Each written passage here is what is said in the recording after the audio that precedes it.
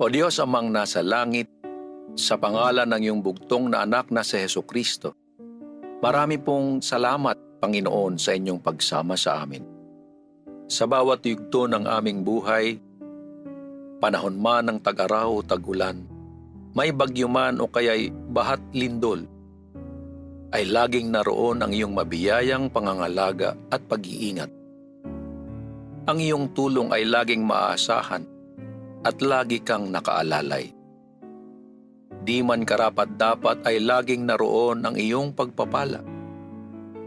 Kay buti mo, O Diyos, at dapat lang na ikaw ay pasalamatan at pag-ukulan ng lahat ng uri ng pagsamba.